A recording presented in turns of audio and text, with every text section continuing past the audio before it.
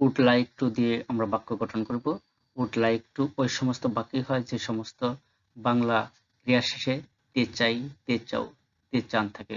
অর্থাৎ ক্রিয়ার শেষে যদি তে চাই, যে কথা বলতে, কথা বলা ভার্ব অর্থাৎ ক্রিয়া, এরপর যদি তে এবং চাই থাকে, চাও থাকে, চান থাকে, তাহলে ওই ধরনের বাংলা বাক্যকে আমরা এই স্ট্রাকচার অনুযায়ী করব। প্রথমে সাবজেক্ট দেব, তারপর উড লাইক টু, ভার্বের বেস ফর্ম, এক্সটেনশন। এখানে একটি উদাহরণ লিখেছি, আমি আজ বিকালে আপনার সাথে কথা বলতে চাই। এই যে কথা বলা ভার্ব, এরপর আছে তে চাই। এই বাংলা বাক্যকে আমরা ইংরেজিতে রূপান্তরিত করব। ইংরেজিতে রূপান্তরিত করতে গেলে প্রথমে সাবজেক্ট, সাবজেক্ট আমি, আই, তারপর উড লাইক টু, অর্থাৎ যে কোনো সাবজেক্টের সাথে উড লাইক টু হবে।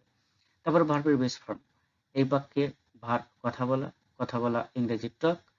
তারপর অবজেক্ট, অবজেক্ট হচ্ছে কার সাথে কথা বলতে চাই, আপনার সাথে, আপনার ইংরেজি ইউ। তারপর কখন কথা বলতে চাই, বিকেলে কথা বলতে চাই, দিস আফটারনুন। এই উড লাইক, এই উড লাইকের আমরা সংক্ষেপে দিতে পারি অ্যাপোস্ট্রোফি টি, অর্থাৎ উডের জন্য অ্যাপোস্ট্রোফি এবং লাইক অর্থাৎ উড লাইক। এই অ্যাপোস্ট্রোফি ডিটা সাবজেক্টের সাথে একত্র হবে, অর্থাৎ I apostrophe D, I would, কিন্তু সংক্ষেপে এটা হয়েছে I'd. I'd like to talk to you this afternoon.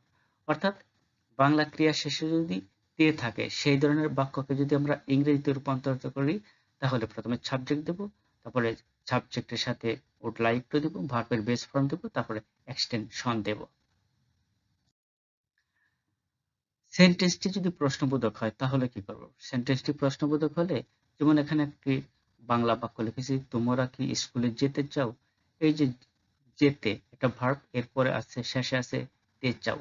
এই যে তে আছে, এই জন্য এই বাক্যকে যদি আমরা ইংরেজিতে রূপান্তরিত করি, তাহলে আমরা উড লাইক টু দেব। কিন্তু এখানে একটা কি আছে, অর্থাৎ প্রশ্ন আছে।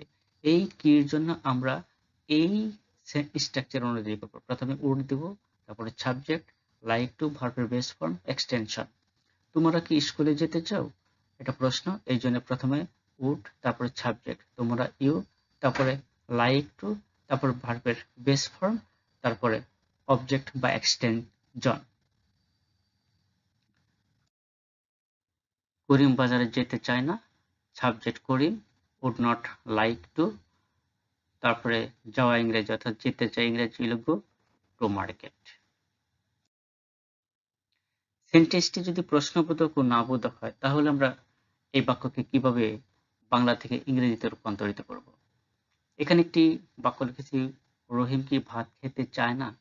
এই যে ভার্বের পরে তে চায়, অর্থাৎ ক্রিয়ার পরে যদি তে চায়, তে চাও, তে চান থাকে, তাহলে ওই বাক্যকে ইংরেজিতে রূপান্তরিত করতে গেলে আমরা সাবজেক্টের পরে উড লাইক টু দেব। কিন্তু এখানে আছে না এবং আছে কি, অর্থাৎ বাক্যটি প্রশ্ন এবং না।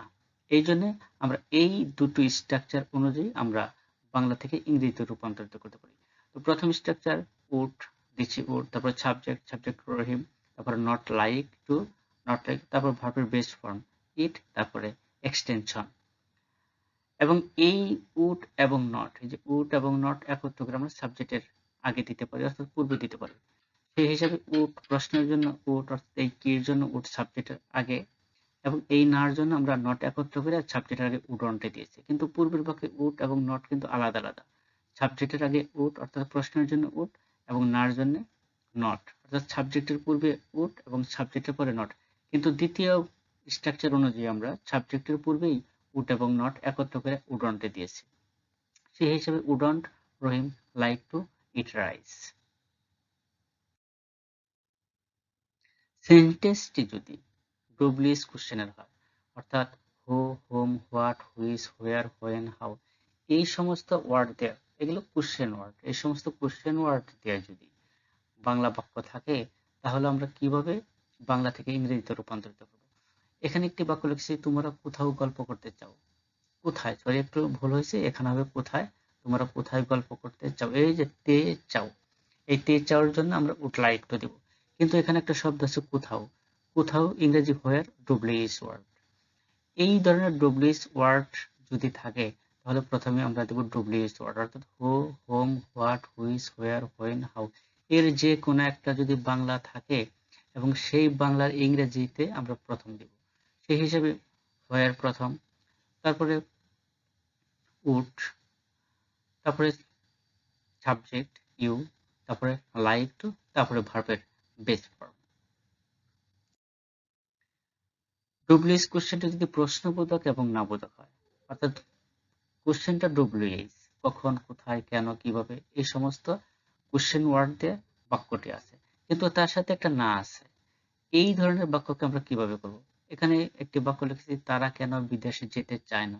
এই যে ভার্বের পর তে চায়, অর্থাৎ ভার্বের পরে যদি তে থাকে এবং তারপরে যদি আলাদাভাবে চাই, চাও, চান থাকে, তাহলে ওই বাক্যগুলোকে যদি আমরা বাংলা থেকে ইংরেজিতে রূপান্তরিত করতে চাই, তাহলে উড লাইক টু দেব। কিন্তু তারা কেন, এই যে কেন শব্দটা আছে, কেন ইংরেজি হলো হোয়াই।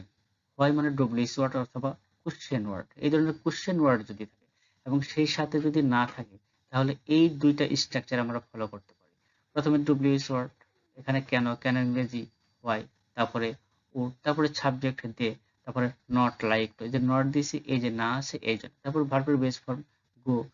গোর পরে টু হয়, কিন্তু হোম, অ্যাব্রোড, হেয়ার, দেয়ার যদি থাকে, তাহলে গোর পরে টু বসে না। এবং দ্বিতীয় স্ট্রাকচার অনুযায়ী যদি আমরা দেখি, প্রথমে ডব্লিউএইচ ওয়ার্ড, তারপরে উড, অর্থাৎ সাবজেক্টের আগে উড, অর্থাৎ ডব্লিউএইচ কোশ্চেনের পরেই ওই মডেল অক্সিলারি, এবং সেই সাথে না আছে, নার জন্য আমরা নট। আগের বাক্যে কিন্তু আমরা দিয়েছি এই সাবজেক্টের পরে নট, কিন্তু এখানে সাবজেক্টের আগে অক্সিলারি ভার্বের সাথে, অর্থাৎ মডেল অক্সিলারির সাথে আমরা নট একত্র করে উড অনটি দিয়েছি। তারপরে লাইক টু, তারপরে ভার্বের বেস ফর্ম, তারপরে এক্সটেনশন।